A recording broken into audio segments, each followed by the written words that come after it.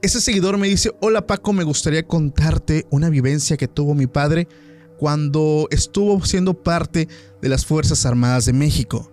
Él me dice que todo lo que pasó pasa en un pequeño pueblo que está ubicado en el estado de Chiapas, más o menos allá por los años de 1960. Él se encontraba haciendo sus labores en ese pueblo, pero algo muy peculiar de ese lugar es que en ese pueblo había reportes de muchos niños desaparecidos. En su mayoría eran bebés, niños de 1, 2 hasta 3 años o incluso de meses. Entonces, por parte del trabajo de su papá era también formar parte de los equipos de búsqueda y rescate de estos niños en ese pequeño pueblo. Incluso a pesar de que era pequeño y mucha gente, pues vaya, se conocía, era impresionante la cantidad de niños que desaparecían. La gente del pueblo todo el tiempo le decía a su papá que eso era obra de los chaneques o que eran obras de brujas. Entonces, había incluso familias que aseguraban que las brujas eran las encargadas de que la situación estuviera así. Pero la verdad es que el papá de mi seguidor pues no quería tanto en esto, y él pues digamos que no los contradecía para no entrar en conflicto, pero pues no estaba de acuerdo en esas cuestiones. Entonces él le cuenta a mi seguidor que una vez hace también ya varios años estando en ese pueblo, hubo un huracán que azotó muy fuerte el poblado. Entonces, por decreto del mismo gobierno, tuvieron que desalojar algunas zonas de alto riesgo del pueblo, ya que básicamente había viviendas que estaban incluso en montañas, en cerros, y eran pues de los que tenían pues más alto riesgo, tomando en cuenta que las familias tenían muchos hijos, llegaban a tener hasta 12 o 14 hijos por familias. Entonces, a su máquina. Sí, empezaron a desalojarlos para que no hubiera problemas. Y una vez a él le tocó ir a una misión junto con otros 2 compañeros para ir a una zona donde estaba, digamos, un cerro bastante grande y que incluso había familias que vivían ahí. Entonces, su padre y 2 soldados recorrieron varias casitas que estaban como a cuestas del cerro, y poco a poco empezaron a subir buscando más casitas, y como en un lapso de 4 horas ya habían recorrido pues gran parte del cerro.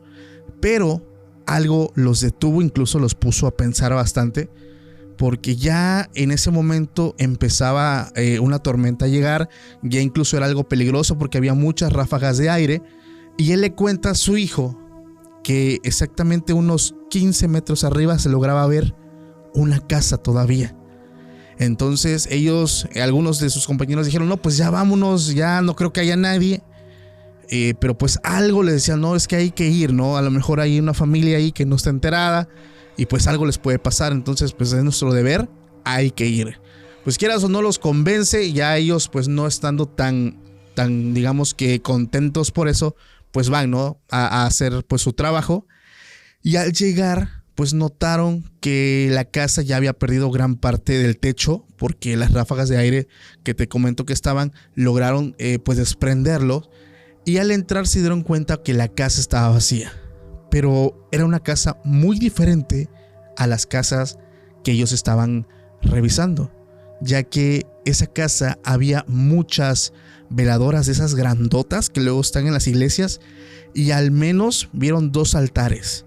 Entonces se dieron cuenta que era una casa muy diferente al resto.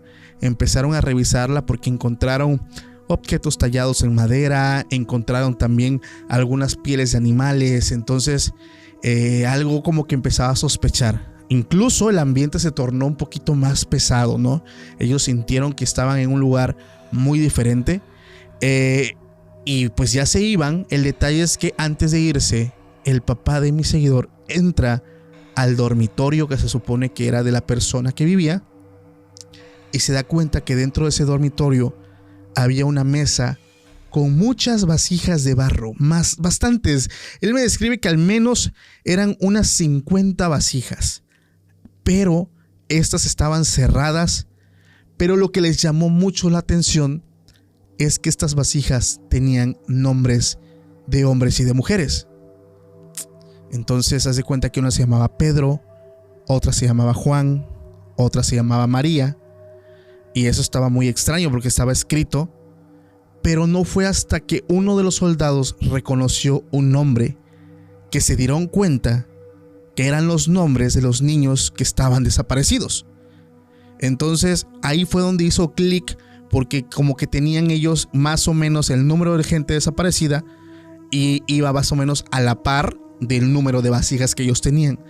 Entonces ellos como que se empezaron a espantar del por qué tenían nombres, y como te comento, estas vasijas estaban completamente selladas. Entonces uno de ellos se atreve a abrirlo y se da cuenta que sale un olor muy fuerte de ellas.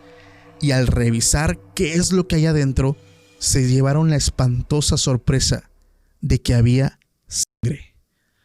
Ellos llegaron a la conclusión de que cada vasija tenía la sangre de cada niño o bebé desaparecido. Ellos, muy espantados, empezaron a destapar todo para ver si era igual. Entonces se dan cuenta que todas contenían el mismo líquido. Rápidamente abandonan la casa y llevaron este reporte pues a la gente del pueblo, a las autoridades. Esta noticia se hace, digamos que viral, o se esparce por todo el pequeño pueblo, y es donde las personas empezaron pues a relacionar todo esto con las extrañas bolas de fuego, que después resultó que las bolas de fuego que la gente veía del pueblo rondaban esa misma montaña donde ellos estaban. Los veían incluso los campesinos que iban muy temprano a trabajar, los veían las personas que trabajan en el campo, diferentes actividades, y ellos veían esas bolas de fuego en ese cerro particularmente. Y el seguidor, bueno, después de todo esto me dice: al día de hoy llegamos a la conclusión de que se trataba pues de brujas que robaban a estos pequeños para, pues digamos que extraerles la sangre e irlas conservando.